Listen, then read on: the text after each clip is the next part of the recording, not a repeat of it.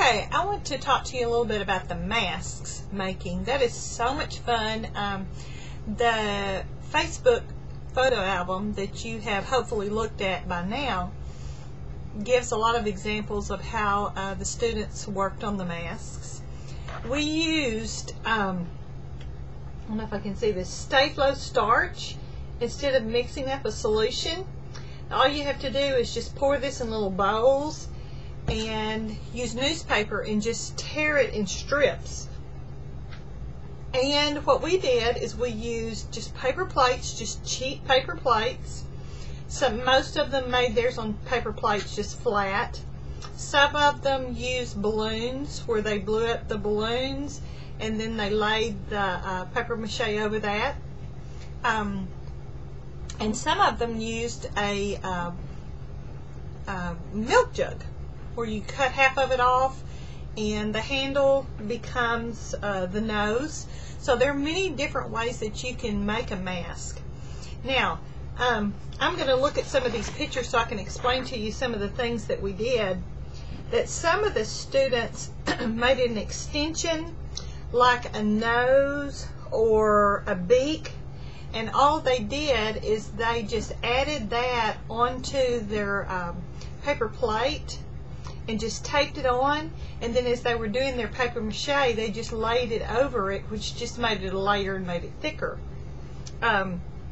There's one like a little pig, and it had big fat cheeks, and what they did is took the top, like for instance the top off of a bottle, something like this, like a 2-liter bottle or anything like that, and you just set those up under there, or excuse me, set them on top of the paper plate, and then again as you're laying your strips of paper mache over that, it just takes up that consistency of having a hump there. Very interesting. All you have to do, like I say, is you pour the starch into a bowl. You have the strips. The students usually about this thick. What is that? Couple inches thick for strips of paper. Dip it in there and then you just lay it over. The more layers there are, the better off and the more sturdy your mask is going to be. Also, some of them, let's see, they added pipe cleaners, they glued all kinds of things. Another thing you can do is, as you have a piece of paper plate, some of them made it to where they stuck out. They kind of stuck out as a cone.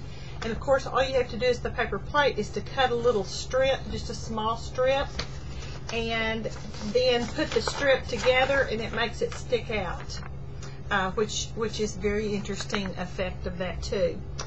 Some of them added yarn to make a mane, like a lion, or the top to make a clown. One of them was very creative in the fact that she put, for the clown, she put a balloon into the mouth to where the balloon could blow up actually and make it a little bit more exciting. What you do is you actually make the mask and have them dry completely. Usually it takes several days for it to completely dry. And like I say, the more thicknesses you have, the better off, the more sturdy the mask is. Then once you have done that, then you start to paint. Now, temper paint, craft paint is really the best thing to use on these masks to make sure that the colors are vibrant. They can mix the colors to make them more interesting. But our students just had a great time making these. They're used after where you can use them for storytelling. You might have a particular story that you're studying on, and everybody takes apart, or different stories, and then once you have made the mask, you could act them out. Now, another thing that I wish, when I do this again, I will do this, but right after we made the mask, we did the rainforest. And I wanted them to see the mask, but also another idea that you could do is make the animals to go into your rainforest, which would make it much more interesting. Our animals for our rainforest were flat. They weren't 3D or anything. But had we put those together and made animals, which you can take paper plates and make them round and do all kinds of paper mache balloons and make birds and all different kinds of exciting things that you could do to make your rainforest even more interesting. Just some ideas.